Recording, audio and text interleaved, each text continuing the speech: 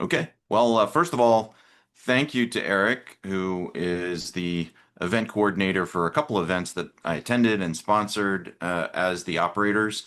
The operators.pe, in case you're not familiar with it, is the only collaborative support peer community, at least that I'm aware of, online for both private equity backed executives and those working as GPs in private equity funds. We also have a few trusted advisor connections in the community as well. But we're about 665 strong, mostly PE-backed executives. People join the space for collaboration around content. They join for networking purposes, and they join because of our discussion groups and to participate in intellectually stimulating conversations and discussions. Private equity groups join to search for talent. So we have two topics. We're going to dedicate a little roughly 20 minutes to each, 25 minutes to each, and then we'll have time for Q&A at the end. The first topic is the case for change. So within first-time PE-backed organizations, more so than in others, the relevance of new, different, improved, better is top of mind. And in many cases, those management teams have never been exposed to private equity before, and therefore they are somewhat perhaps not averse to change, but just their skills in change are not yet developed. So we'll be talking a little bit about that. And then secondly, we'll be talking about bench strength, flexible, nimble bench strength for private equity groups. So within the operators, as I mentioned, we've got 665 odd members, and many of them are working as fractional or interim or as consultants or experts for private equity groups. And I just wanted to make sure most private equity groups are aware of the curated, vetted community that we've established here, which includes the three gentlemen that I'm joined by here. So I'll introduce them one at a time. So Alan Ericall, I'll give you about a 5 second intro. COO with a lot of entrepreneurial VC and PE experience. Todd Glassman, a fractional chief or fractional operating partner, rather. And then Steve Cliff has been an operating partner in three different private equity groups. He's currently retired, but helping me do some consulting work in one of these areas that we'll be talking about today. So, gentlemen, thank you for joining me. We'll go ahead and get started. I'll start to share my screen. And thanks everybody who has dedicated an hour here to be with us. We're looking forward to a good discussion and some good Q&A here at the end.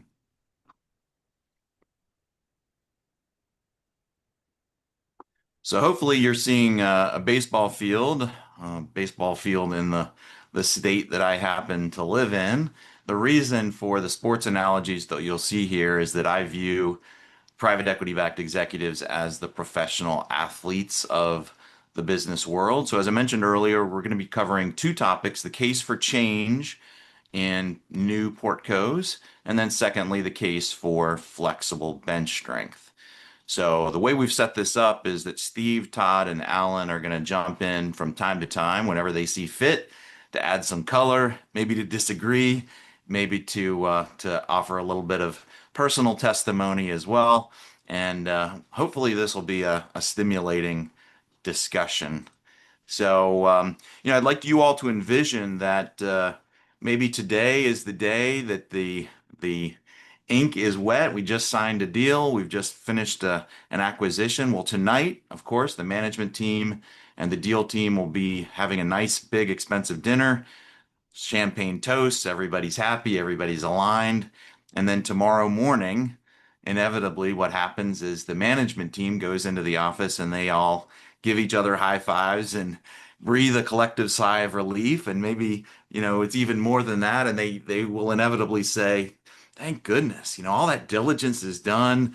The private equity guys are out of our hair, and they're not going to be asking all those difficult questions of us anymore. And frankly, this is great. We can get back to business as usual. So little do they know that the private equity deal team views it differently. They view it as day one of a 4+ year sprint, right?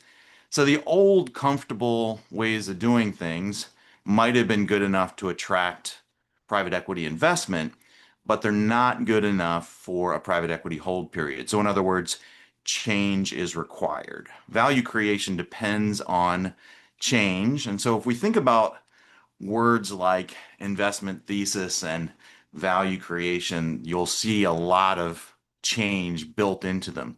So, just kind of starting at a high level, success in private equity, of course, depends on a high MOIC, multiple on invested capital. And in order to get a good, strong ROI, time is the enemy. So we have to move rapidly to increase the speed of value creation. But value creation is about something that's hard for human beings. Value creation is about change and improvement and new. And so, whether it's the investment thesis or the value creation plan, you'll see a lot of words like enter, expand, upgrade, improve, better. And change can be difficult. It's intimidating, particularly for those who are first time private equity backed operators, as I mentioned earlier. So management sometimes resists or even impedes the adoption of improved operating practices, but they're not doing that to be difficult. It's just human nature. They sort of default to past comfort, past behavior. They have good intentions typically, but they have underdeveloped change management capability. So as a result, the timing to implement these initiatives, the desired initiatives, and the quality of the execution suffers. So I'm going to pause there, and I'm going to ask for Steve or Todd or Alan to jump in with any comments, maybe debate. Feel free to push back. You probably won't get pushback from me, Kit. This is Steve. Is that over my 30-year career, I sincerely believe that a management team's ability to change rapidly is by far the most important factor in creating a successful exit for the sponsor. You can upgrade the management team, you can upgrade operating practices, but if the management team isn't capable of change on a rapid basis, those are going to have muted effects. And so that's why the change management is absolutely so critical. And unfortunately, it's something that the sponsors really don't understand that well. And the reason why is because they're not living in the portco on a day-to-day basis. So they just know that initiatives are not being completed on the timing that's outlined in the investment thesis, but they really don't understand why. They sometimes chalk it up to an ineffective management team or poor talent. When in actuality, it's because the organization has never been asked to change as rapidly as was required to execute the investment thesis. And to echo on to Steve's points, I mean, that's why this slide is so foundational, Kit, in understanding you have different parties and different perspectives. And that point you bring up that everyone at that, whether it's the celebratory drinks or the next morning, everybody has the good intentions of everybody wants that outcome going forward. Everybody has that outcome in mind, but realizing that things have changed and really understanding that the key there is the change that's going to happen and understanding the consensus of where that's going. So it's so foundational. So thank you for that. Yeah, thanks, Alan. Todd, anything to add, And or I should we think, keep going? yeah, I was going to say one last thing. I think the other interesting element here is, and it obviously differs with different groups, but most often, particularly with family-oriented businesses that have not had exposure to the private equity model, right? It's a very different operating model. The pace of change is much, much faster. There's a lot more complexity. There's a lot happening, and the board, the investors are asking so much of management, and so not only is it change, it feels like you're drinking out of a fire hose, and there really is a need to get alignment between the different parties and also focus because it can feel very unfocused at times. And so, those are all things, the lack of focus, and really drilling into the most important activities can really magnify the impacts of all the change that's happening anyways. Yeah, that's a really nice way to put it. Magnify the impacts of other changes that are happening. But it can be overwhelming. And so, if we think about this as a formula, change management capabilities in that management team, whether it's family or founder led, or frankly, even a company that has been maybe a large corporation that's first time private equity backed. Regardless, faster value creation, quicker exits, higher MOIC, all of that is the result of ensuring that that management team has the ability to implement change more rapidly than they otherwise would. So let's boil it down. Let's kind of get into the weeds here. So I'm going to walk you through this. So as I'm talking about change management, I'm talking about several different elements, and I'll walk you through each of them on this slide. So the owner's mindset. So the owner is obviously the private equity groups, but you have to be cognizant that you've got a deal team, you've got a board, you've got some outside board directors, you've got LPs, and everybody's kind of focused on the same goal, which is MOIC. But beyond that, for a company that's been founder led, it's migrating quickly to understanding that this has to become collaborative, because if it's not collaborative, it's not scalable. If every decision is made by the founder or the new CEO, there needs to be a diversity of opinion. So that's what owner's mindset really is all about. And everybody needs to be on the same page. So alignment internally and with the board, independent thought leadership, people who are saying the same things around the table throughout the organization. They're talking about their why and the strategy to get there and how long it's going to take. Everybody's saying the same thing without what's in it for me, without politics, ideally completely aligned on the mission, because the mission is, while 3, 4, 5, 6, 7 years sounds like a long time, it goes by really quickly. So it's truly a sprint. So part of that alignment depends on ensuring that there is a structure of decision rights. So people know who, what, when, how specific decisions can be made, and then communicating those decision rights, but also having clear expectations on how communication should take place. In other words, what are the board's expectations for communication?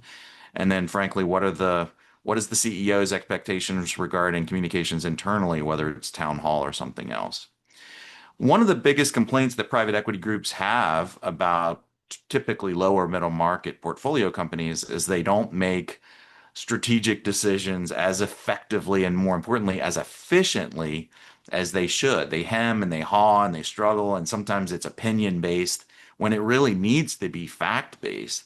So smaller private companies often don't have access to the data. They don't have the resources that a private equity group does to make decisions based on data and collaboratively, not unilaterally. Doing the right thing sounds obvious, but making sure that there's a lot of integrity, ethics, respect, and what I use the term servant leadership. Another way to think about it is a mindset or a culture of an internal customer mindset, so that we're serving, right? And then better practices, continuous improvement. Just as we would feed an infant baby formula when the baby is very young, you don't feed the same food to an adult. So throughout the life cycle of a company, we develop better practices. That's not to say the way the business was run previously was wrong or erroneous. It's just that as the company grows, as the company scales, as the company prepares for an exit, we just have to be mindful of better practices. Notice that I didn't say best. It's not about perfect. It's about moving rapidly to achieve better practices.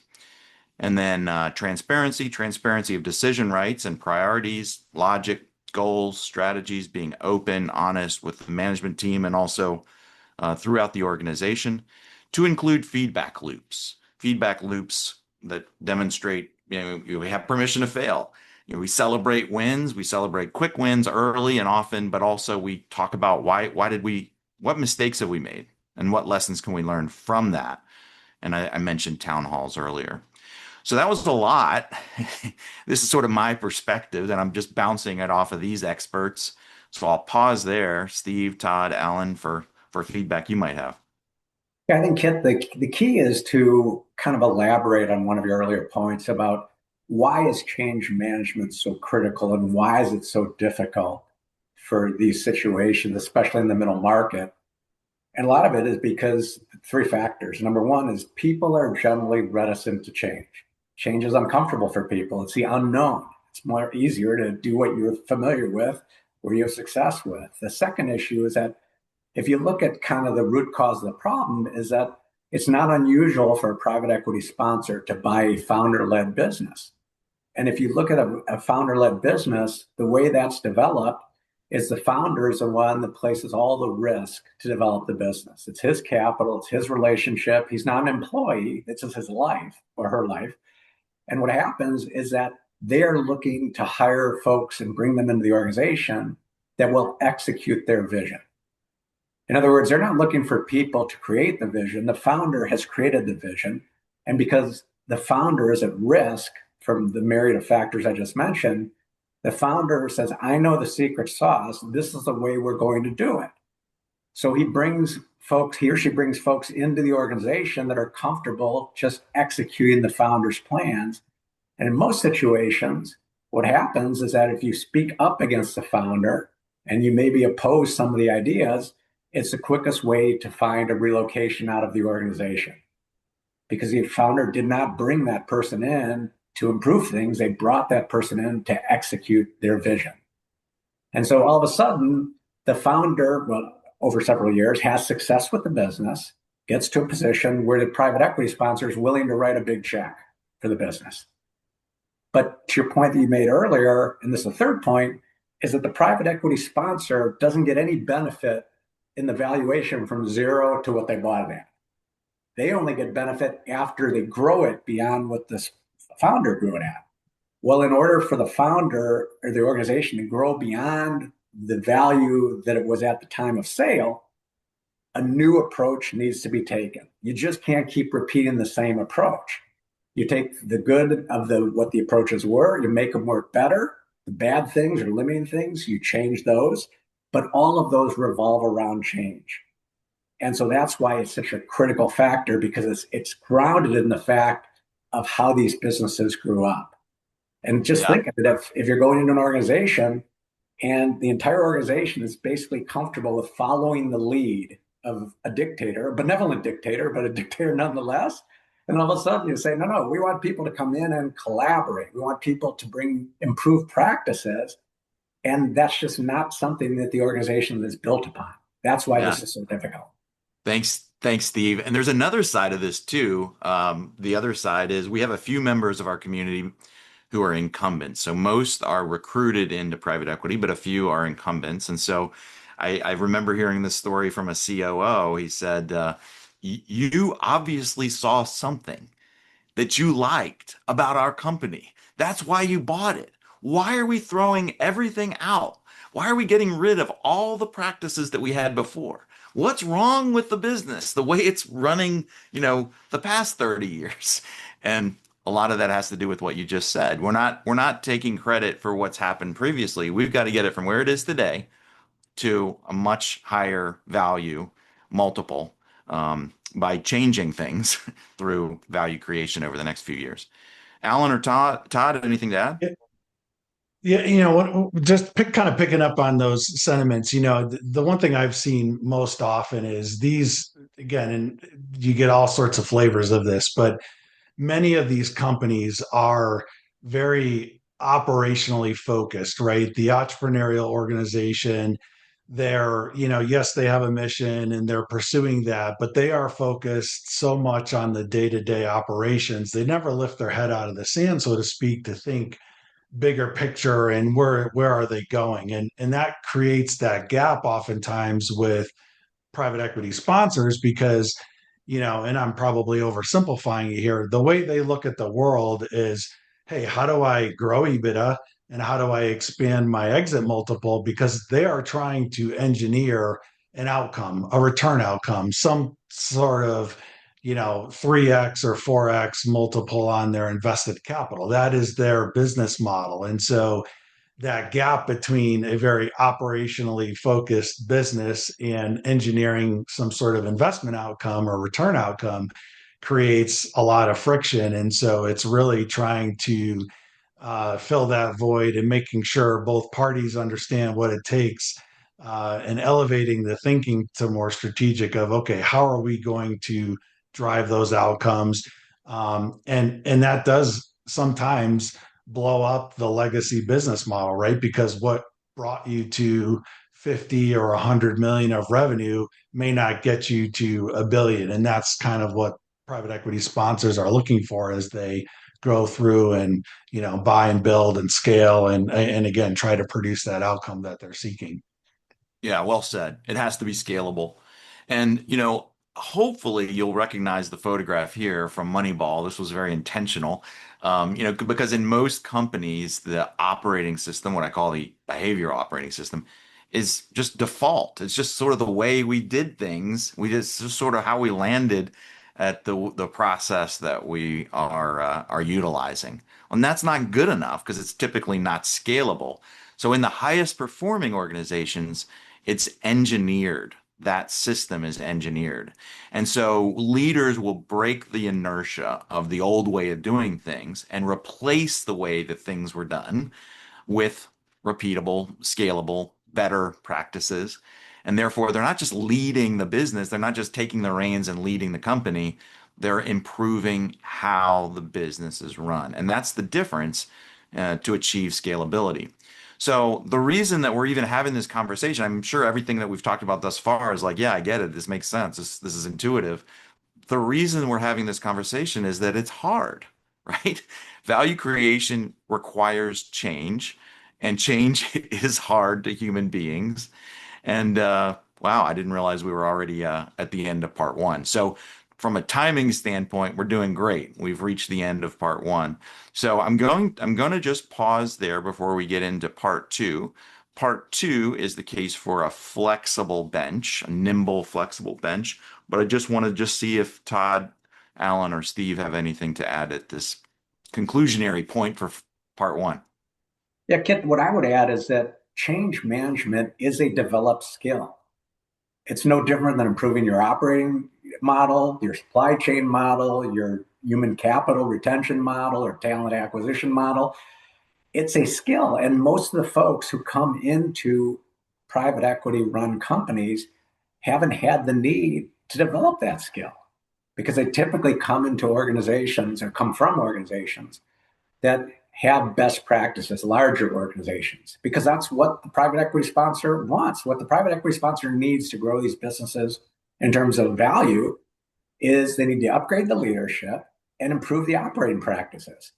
Well, in my 30 years in private equity in the middle market, I can't think of one single portco that I worked with that I inherited that had best practices. You don't find best practices in the middle market. That's where the sponsor adds value. They bring executives in who know how to develop those best practices in smaller organizations. What that means is a point that Todd made, is that what it takes to grow from something to nothing is different from something to something bigger. And so those practices were very effective for what they were intended to do, but that's no longer the benchmark that's relevant. The benchmark that's relevant is, okay, what have you done for me lately? I bought this business. I already paid for that business development. Now we got to get to the next level. And that means new management with new leadership type that isn't dictatorial or benevolent dictatorship. They're going to be looking for executives to complement and build and collaborate and dispute and debate heavily. And then they're going to lead to improved operating practices, changed operating practices, because it's not just for the founder doing things that they were doing better. In a lot of cases, it's doing those things differently. And the last point I'll make is that if a sponsor goes in, Kit, and basically makes the management team feel like nothing they did was right, that's the sponsor's issue. That's not the management team. As I always say, they were doing a lot of things right, and they can support it because the founder deposited a big ass check into the account that's a testament to what they did. So the key is to analyze what's scalable. In other words, What were they doing that if they continue to do, it'll pay dividends? And what's not scalable that if they continue doing the way that they're doing, they're not going to get the benefit that they did prior. But Yeah, to I never just make the management team or founder feel like everything they did is, persona non grata. right. Well said. And I'm going to repeat two things that I've heard you say previously, Steve, and that is number one, the management team did a good job pleasing their owner, pleasing their boss, pleasing the founder. And that's how they survived and that's how they made money. But pleasing a private equity board is very, very different. And some people can make the change and some people cannot make that change or leap. And that's why we have part two to discuss here. The other thing I wanted to clarify from what you said earlier is I don't want to confuse anyone with the notion of what we mean by change or change management. In this case, we're not talking about operational improvement. We're not talking about data, systems, processes, resources. Because I heard you say once before, Steve, that you can go in and you can implement all sorts of those sorts of change, structural change, physical change to an organization. But unless you've invested the time and energy to change the human people and their processes and their systems internally, it's all for naught because people will ultimately default to the behaviors that they've relied on previously to get them by, right? The Sorry. best example, Kit, I think is everyone I think can relate to on this call is decision making. How are decisions made?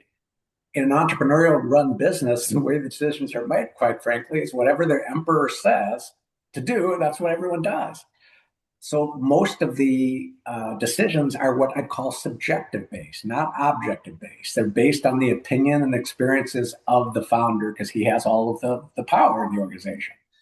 Well, when a private equity group comes in, a best practice for decision making is you convert the decision making paradigm from primarily subjective based to primarily objective based.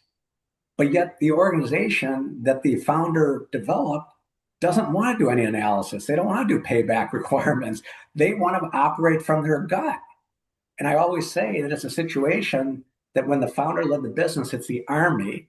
But when the private equity sponsor comes in to try and build value, it's going to become the Marines. Well, quite frankly, if these people wanted to be in the Marines, they would have joined the Marines, but they joined the Army. That's the key challenge that I think everyone ought to be able to relate to is that Yeah. it's a major, major challenge that most sponsors don't understand the dynamic and how difficult this is.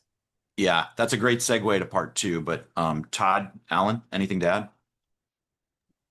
Steve summed it up so well, which is why he's just where he is today because he's just been down the road and done it so well. At the risk of sounding colloquial, it's kind of managing two chasms, right? And Steve and Todd both articulated this. You have this one issue of you don't want to throw the baby out with the bathwater, right? You did purchase this business. The business does work. Clients are happy. You have product market fit. You are making money. The flip side of it is, as you know, as an operator coming in, is there is a concept of what got you here is not going to get you there. We are fundamentally changing where we want to go and stuff.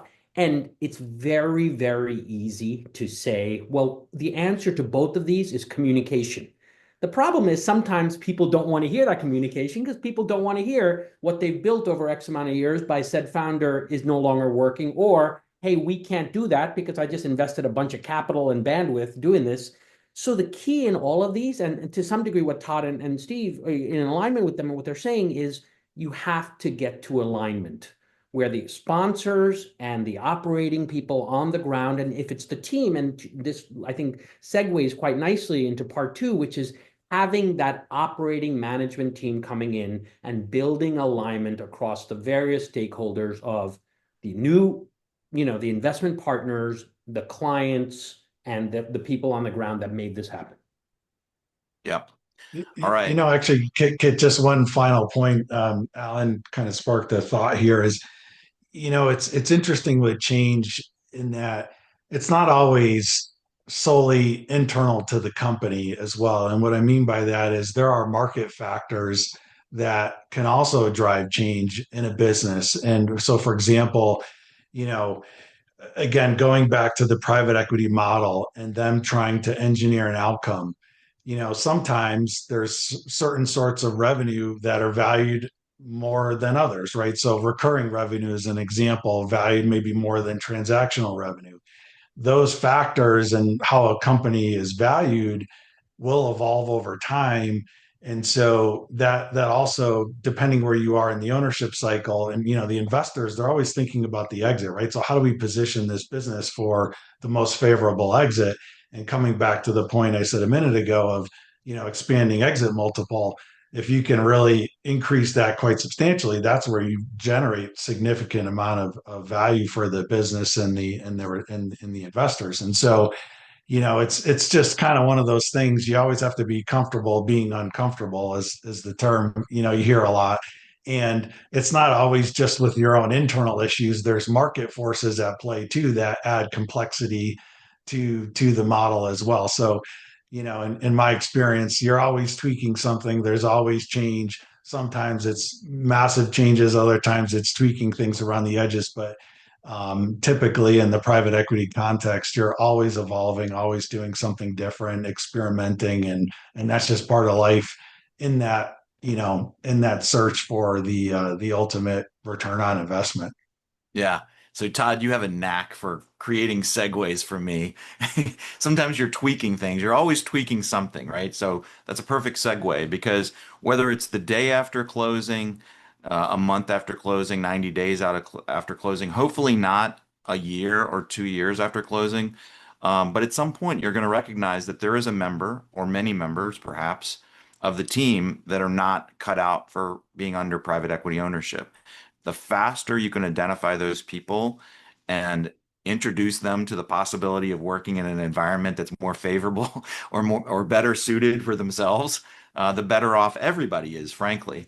So that's one way to look at it. But the other way to look at it is just imagine that we're all members of a management team and we've done a fantastic job creating value, leading the business towards a liquidity event. What happens when the business is acquired is that 40% of the management team, on average, is out of a job within the first quarter, typically through no fault of their own, absolutely because they've been successfully driving value creation for the prior 3 to 7 years. So they're up to the task. But what often happens, as everybody knows, is the company is acquired by a larger private equity fund. That private equity fund brings in their CFO, maybe also a CEO. And one of those two people says, I want to surround myself with people I know, like, and trust. And so we're patted on the back and we're told, good job. Thank you very much. Go away. And that's just part of life in the ecosystem of private equity. Career transitions happen often, about every 36 months. This is based on the research we've conducted within the operators. But what does that create? When you think about it, that is probably the single most significant inefficiency in the world of private equity, which is a very well-run, efficient industry or ecosystem. So we have this pool of proven, skilled, knowledgeable, capable, hungry, talented people who are underutilized, overqualified, eager to prove themselves. There's an inefficiency there, right? So if we are able to solve for that, then maybe there's an opportunity to create maybe not a marketplace, but a way for these tremendously skilled operators to get plugged back in to private equity portfolio companies more rapidly than they otherwise would if they'd waited for their next full-time hire. I'll share more details on that in just a minute, but let's talk about the problems that private equity groups face in terms of talent. Executive search really hasn't changed much in the last 40, 45 years. They can be successful for sure, and they're very successful executive recruiters out there, but they tend to be slow and expensive and therefore risky. Talent mistakes, of course, as everybody knows, are expensive and therefore they can destroy value. Expert networks can be very valuable, but they're also inefficient. They're hoops and hurdles and red tape to deal with, and therefore that can be expensive. There's a lot of new fractional interim platforms, but it's tough to differentiate. How do you have trust and confidence that one platform or one set is the right set to kind of stake the claim on. Who can you trust in a moment of pain? Consultants, there are an awful lot of good consultants. I happen to be one, but not many consultants have operational private equity backed experience, which makes it hard to find the right fits. And private equity groups don't necessarily want a larger bench, but rather, I think most would acknowledge it would be helpful to have a nimble, flexible bench. So let's get into the details of what we're talking about here. If we think about it, most hires, particularly when there's a new role or new position being created, those hires are to solve a problem or a weakness or an inefficiency or a gap, right? So if we focus on the problem and not the role, we can deploy certainty. In other words, deploy the right person to solve that particular problem, whether or not they are a full-time W-2 salaried employee. It may be that they can solve the problem as a consultant or as a fractional, you know, more efficiently, more effectively, and at a lower cost point. And that provides you, as a private equity group, with the opportunity to try before you buy and test drive. But guess what? It provides people like Alan and Todd the opportunity to explore synergy with you, the private equity owner, as well. So you gain access, perhaps, through the operators to an already curated collective of private equity tested experts, consultants, and so forth. We'll get into all that, but they can be matched by stage, sector, role, situation, and so forth. So if you are looking for a CMO in healthcare in the 25 to $35 million EBITDA range with experience in a crisis or turnaround, as an example, that person exists and we can find them. So these people can be available as needed, in large part because of the notion I brought up earlier. If 40% of a management team that goes through a successful liquidity event is out of a job in the first quarter, after a quarter, there's an awful lot of good talent on the sidelines. So that creates the opportunity for a flexible bench. And they can be ready to deploy rapidly, like immediately, to go in and solve the dilemma. And I mentioned the notion of try before you buy. We seem to be doing okay in terms of time, so I'm just going to pause now. Alan, is there anything you want to jump in with there? No, I think we're spot on in terms of the points that we want to highlight and the importance of consciously engaging this transition, right? And I think those are key words, whether it's getting to alignment, but or just more importantly, being aware that tomorrow is not like yesterday was. And Todd, anything? Okay. And lastly, Steve. Is that it's critical if you want to reduce the risk of failure with executives is that they have experience in private equity. Because private equity, especially the middle market, is a very different animal than a Fortune 500, Fortune 1000, a family held business. And so the advantage that your program offers is that it's a risk reducer. These people have experience in the space. They know what it takes. They know the relationship between the lender and the sponsor, which you don't have in established businesses.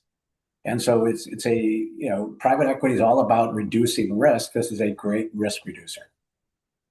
All right. Thank you. So we can find and then reallocate skilled, experienced, PE-backed talent and who can resolve untapped value creation opportunities, but more importantly, they can do that faster than is otherwise possible. So perhaps the best way to resolve the task at hand is to think about these executives in all of the following buckets or categories, but perhaps even more that I'm not even aware of. So as we look down the list, the bullet points there, our collective of operators could be plugged in for all of these different types of roles. And of course, when you start thinking about it through the matrix of situational knowledge, industry knowledge, role specific expertise, you can get pretty specific and find the right person at a moment's notice. So why would you do this? What's the rationale? Well, obviously we want to solve problems, solve dilemmas. It really starts with what is the unmet need or what is the problem that we're solving for. The other rationale is that you can try before you buy. You can explore chemistry, rapport, How does this person interact with the board and so forth. You pay specifically for the problem that needs to be resolved and nothing more. And then you have your own pool of talent that you can access. So think of it as you have a flexible bench that you can turn to solve a dilemma in a moment's time, and then return that person to the bench and pick someone else up as needed. So to continue with the sports analogies, we've scouted a pool of talent, and we have 665 operators in our community. About 500 or more than 500 are C-level experienced private equity-backed executives. The other types of executives who are there may be private equity backed, but not at the C level. They may be C level, but not experienced. They have not experienced private equity before, and they were invited in by a member. And then we have roughly 15 or 20 private equity groups as members, and about the same number of what I call trusted advisors, small professional services firms. So that's the balance. About 57 have 5 or more prior roles as private equity backed executives. I'm always amazed at that statistic. And then 4 or higher ROIC score is unique. And it's about 10% of the community. The title of operating partner, board member, CFO, and CEO are the top roles that people say that they're seeking. And business services is the most common industry, but frankly, our industry mix reflects perfectly the industry mix of private equity. So tech, healthcare, consumer, and so forth. So I invite you to explore the operators.pe, take a look at our website. If you're interested in joining, there is a link to join. But in summary, I would say the leading portfolio companies are not simply well capitalized. They're well aligned. They make decisions more effectively, more efficiently. They adapt more fluidly. They bring about change. They execute with discipline under pressure because they're the right talent in the right places, doing the right things at the right times. And that's the end of our slide. So before we open it up to questions, I just wanted to see if Alan, Todd, or Steve have any final thoughts or color commentary on what I've said. One point I'd make on this kind of second section, it's interesting when you talk about these different roles. We all gravitate towards the legacy model, right? Hey, I'm filling. I'll use an example, right? A VP of FP&A or a CFO or a COO. We think in these very linear boxes, and I think what you're proposing, Kid, and how this group can work and other people, in the industry that are, as you said, we're here to solve problems. And it almost doesn't matter, right? And I'm speaking from, my own experience, right? Like I can go in as an interim executive or fractional executive. A lot of times, though, even you may have a full C-suite, but they have particular gaps, right? And like, what does it mean to produce for the CFO to produce a private equity board deck, right? What does that look like? What are the things they're trying to zoom in on, and what metrics, and how should we evaluate the business, and whatever it is? And so, the talent pool that's out there, they can also be a guide. They can be a therapist. They can help accelerate that C-suite member's workload because, as we all know, it's very lonely at the top.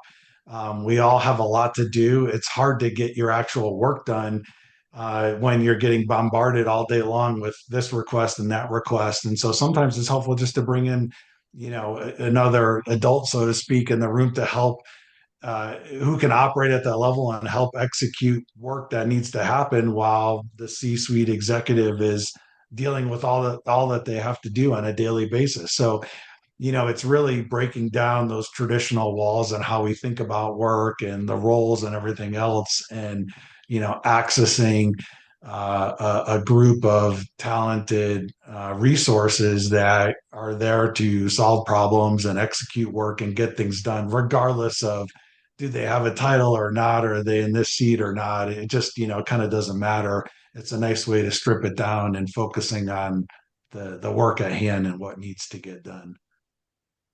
All right. Thanks, Todd. So I'm looking at a list of questions. I'm going to take these in a logical sequence.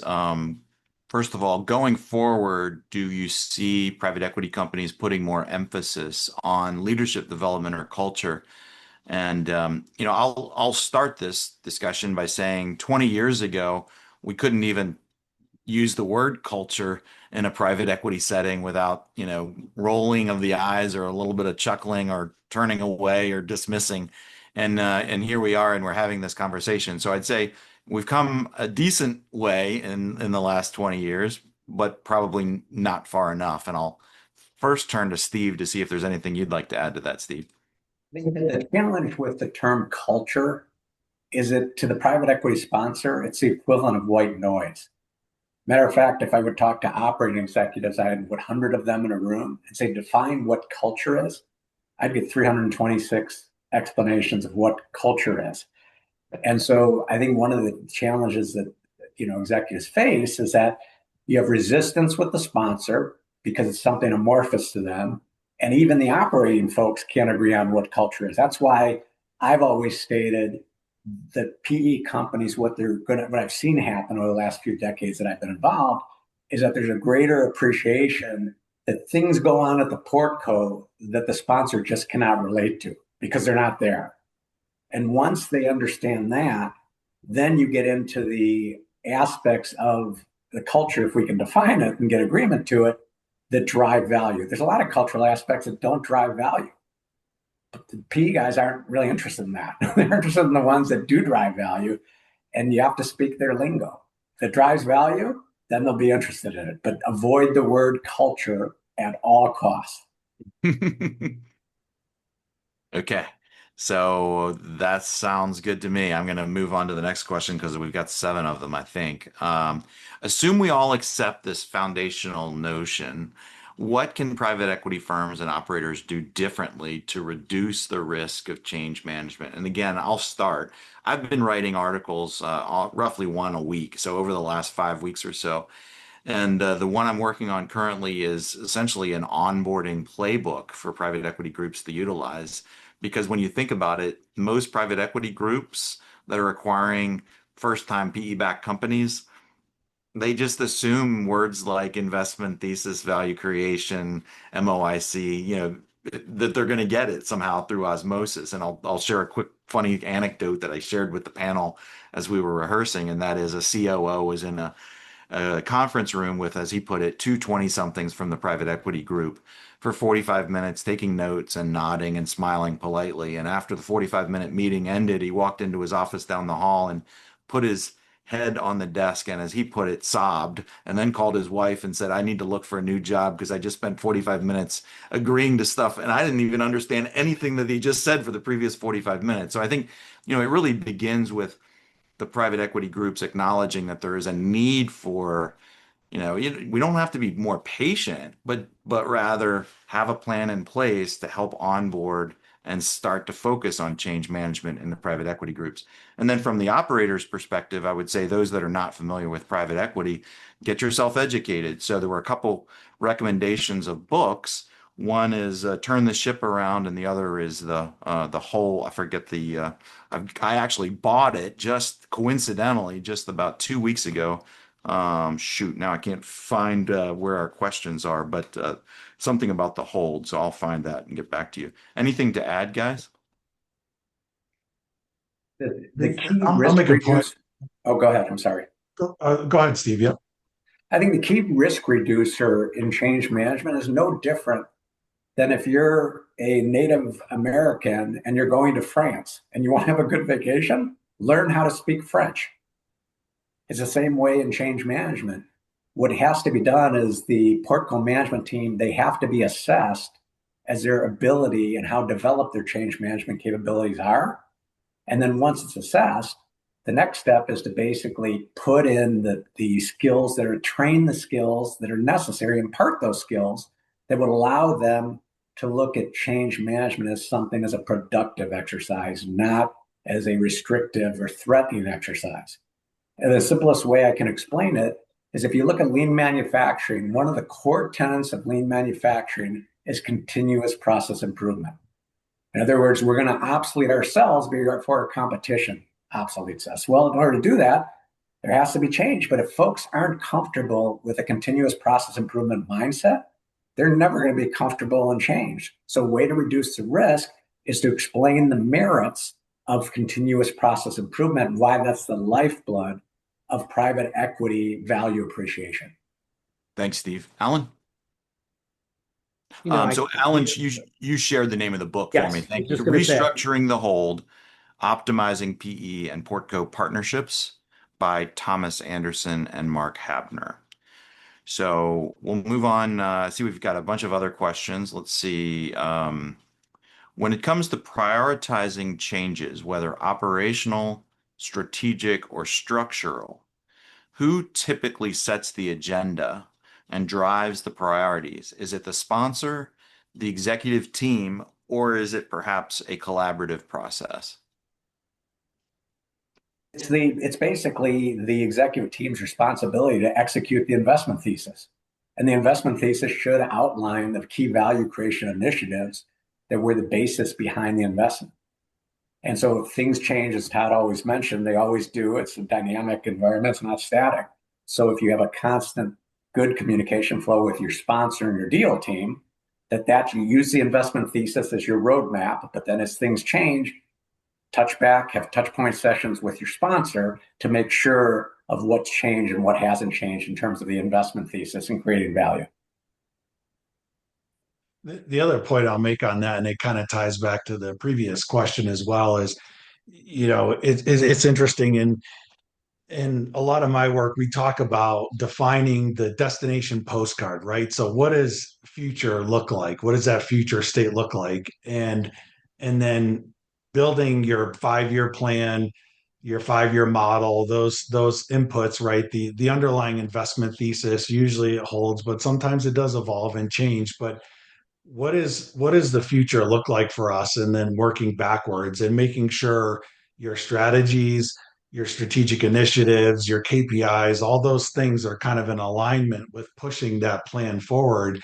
And as Steve said, it's obviously the responsibility of the management team, but you will get considerable input from the sponsor as well, and that obviously happens through your board meetings, your offsite strategy sessions, and those things, and really getting kind of alignment around what the focus is, what the initiatives are that you're working to drive those strategies forward, and then again also really focusing on your most leverageable activity set, because oftentimes you're doing everything and you lose focus, and that's where change management becomes even more complex and hard. So I think it's defining what the future looks like and getting everybody aligned on the management team and the investors and working towards that common objective. Okay.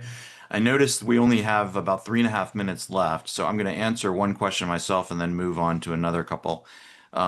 Misha Riveros asked a question, and Misha, if you want to follow up with me directly, feel free to email me, kit@theoperators.pe. But the question was, do you have real life examples of a PE company that does it well? And the first one that comes to mind, Steve was actually a last minute replacement for a gentleman named John Dahlgren from SBJ Capital in New York. And so John Dahlgren gets it, and presumably SBJ does as a firm as a whole. So that's my most immediate answer. What guidance would you provide for a highly experienced C-suite executive who has PE experience looking to become a first-time CEO for PE-backed companies that are going through leadership changes? The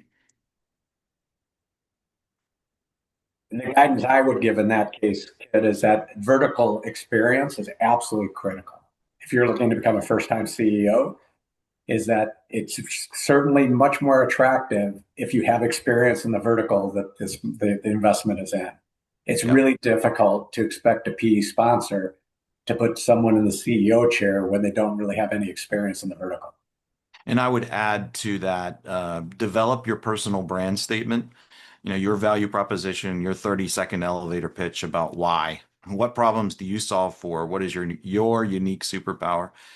What guidance, I'm going to turn to Steve. What guidance, um, let's see, I think I lost the question. How frequently are external leadership and change experts called in as well to work with the operating team to see if they can adapt to the faster pace and new culture?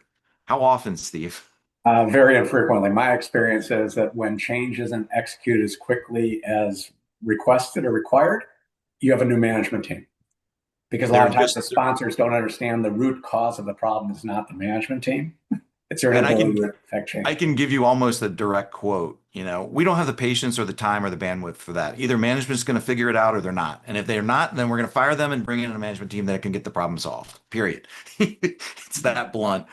What is your judgment of the percent of private equity firms who believe in the importance of today's discussion? How do PE firms assess or score a portco's alignment, collaboration, transparency, etc.?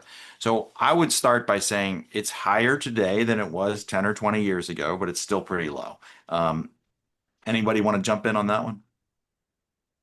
Just a quick comment, and it's sort of echoing something Steve said earlier, is, again, private equity sponsors, it's about producing a return. And so sometimes when you talk about leadership and culture, there's not a, even though it's costly, right, with making bad hiring decisions, there's not an immediate impact to driving EBITDA generally. And so they have a hard time making that connection. And so, while many of them pursue all sorts of initiatives to keep leadership, train leadership, develop leadership. In my experience, it's one of the first things that gets cut when times get tough, or if they're trying to get ready for a sale and bump up their EBITDA. And Kit, Okay. to complement something Todd said, the second part of that question about how do PE firms assess or score a portco's alignment, collaboration, transparency? After working for a half dozen PE firms, some are best in class, none of them score that. It's not important. What's important is what Todd said, drive value. Right. Unfortunately, yeah, there's a little bit of blinders on, right? So we it's 3 o'clock. So if anybody has to leave the meeting, obviously feel free to do so. However, we have one really good question. I'm going to go ahead and read it for you. What's your take on a situation where a founder and sponsor bring in a COO who then identifies key value drivers and proposes necessary changes, but the founder then resists, and the sponsor, initially aligned with the COO, ultimately caves and sides with the founder and exits the COO? What could have been done differently? Steve, I'll start with you. This is one of the, for lack of a better term, cultural elements I'm a big believer in. One of the cultural elements of a successful scaling operation is something I call agreement in principle. In other words, if you're an executive, what you want to do before you undertake any major initiative on behalf of the company is to gain agreement in principle with the sponsor. In other words, you sit down with the sponsor and you basically say, this is what I want to do. This is why I want to do it, but I'm not going to waste a lot of time or energy or resources unless I have your agreement in principle. The only way I've seen this is effectively addressed, which the questioner asked, and this is very frequent, this happens, is to sit down, be proactive with the sponsor, and make sure you get agreement in principle that the reason they're bringing you on is because they have to defer to someone eventually, but that if there's a push and a shove, that they're going to defer to you. Because if you're in that situation and the founder, they're going to defer to the founder. What I would ask the PE sponsor is, why did you bring me in? Yeah. And the way to deal with that is gaining agreement in principle and being proactive, which rarely happens in the workplace. And the And reason this it, happens a lot is that there's already been a lot of commitments to bigger, broader commitments to the founder than they've already made to And yourself. Alan? Kid, at the risk of bringing up PTSD, that has actually happened to me as the COO, where the founder and the sponsor have brought me in. And for a whole host of reasons that Steve just outlined, things happen. And whether things directionally don't go the right way, the only saving grace I have is about 9 months later, that firm went bankrupt. So I'll just leave it at that. Kit, there is another factor that doesn't get enough press, and that is that from the PE sponsor standpoint, they rely on these founders as references Yes. when they do deals. And the problem is the last thing you want is that they're going to do a deal and the sponsor says, okay, I want you to call this company. We acquired them, similar situation. Here's the founder's name. And the founder said, these guys are SOBs. They came in, they didn't care anything what I said. They brought in this like executive guy or gal, and they just listened to them. So the fact of the reality, it really is important, is that you have to understand the founders have a disproportionate role in the private equity model because they need them to close deals. Because every founder that I've ever met in the middle market, there are three concerns when they sell their company. One is they get top dollar. Two is they're going to have the role they want to have going forward in the company. And the third is that they're going to be respected and listened to.